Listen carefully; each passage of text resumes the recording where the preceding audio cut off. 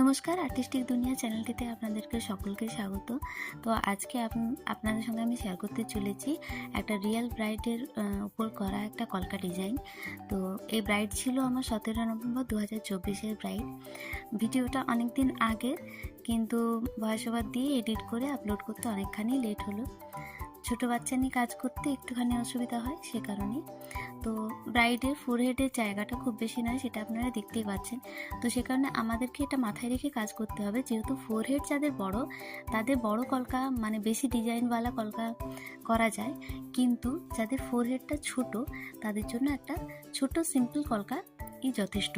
কারণ সিথি টানা থাকে এবং মাংটিকা থাকে, তো সেগুলো সমস্ত কিছু অ্যাডজাস্ট করে যাতে কলকা ডিজাইনটাও সুন্দর দেখতে লাগে এবং খুব বেশি ভরাট না হয়ে হালকার মধ্যে কাজ করলে কিভাবে আমরা ডিজাইনগুলো ফুটিয়ে তুলতে পারবো, আমি সেটাই আপনাদের সঙ্গে শেয়ার করছি। তো কথা বলতে বলতে আমি দেখালাম যে আমি প্রথমে টিপটার চারপাশে, মানে যে রেড টিপটা আমি ওর ফোরহেডে দিয়েছি তার চারপাশে 5টা সিয়ের মতো করে নিয়েছি এবং সেগুলোর চারপাশে লিপ প্যাটার্ন করে এবং সেগুলোর কয়েকটা মানে 4টার মতো ওপরের সি প্যাটার্নটা বাদ দিয়ে বাকি 4টার উপর আম কলকা করেছি। এরপর আমি সাইডের ডিজাইন টানতে শুরু করেছি। এগুলো সি প্যাটার্ন দিয়ে করছি।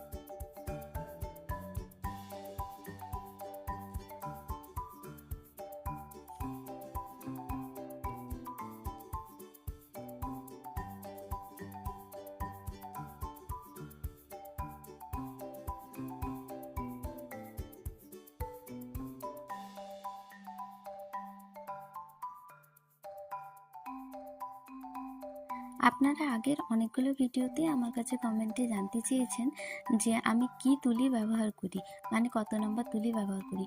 তো আমি 000 তুলি ব্যবহার করি। আপনারা যে কোনো ব্র্যান্ডের, মানে আপনাদের কাছে যে কোনো ব্র্যান্ড যা অ্যাভেলেবেল আছে তার 000 তুলি নেবেন। যেমন মুখটা সরু হয় এবং মুখটা কি বলবো, সমস্ত যে তুলির যে লোমগুলো সেগুলো যেন এক কাছে থাকে, অর্থাৎ খুব বেশি ফাঁপা যেন না হয়, মানে খোলা যেন না হয় মুখটা, কারণ খোলা মুখে তুলি দিয়ে কাজ করতে ভীষণ অসুবিধা হয়।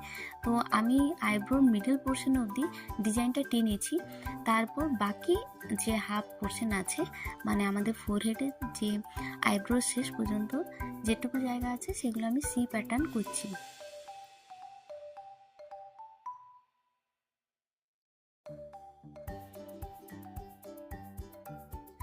সি প্যাটার্নগুলো বড় থেকে ছোট আকারে করবেন, কারণ সেটা দেখতে ভালো লাগে এবং ডিজাইনটা যেহেতু আমাদের টিপের থেকে আইব্রো শেষ অবধি ডিজাইনটা সরু হয়ে যায় ক্রমশ। যেমন আমাদের আইব্রো থাকে সামনের দিকটা মোটা এবং শেষের দিকটা সরু। তো আমি সি প্যাটার্নগুলো করার পর সেগুলোর উপর একটা করে লিফ করে দিয়েছি, অর্থাৎ পাতার ডিজাইন করেছি এবং প্রতিটা সি প্যাটার্নের মাঝে একটা করে ডট দিয়েছি।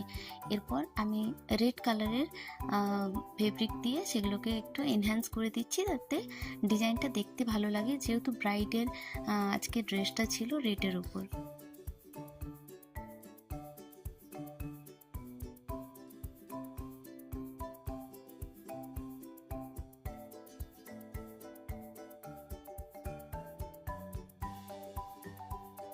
কেমন লাগলো এই কলকা ডিজাইনটা অবশ্যই কমেন্ট করে জানাবেন।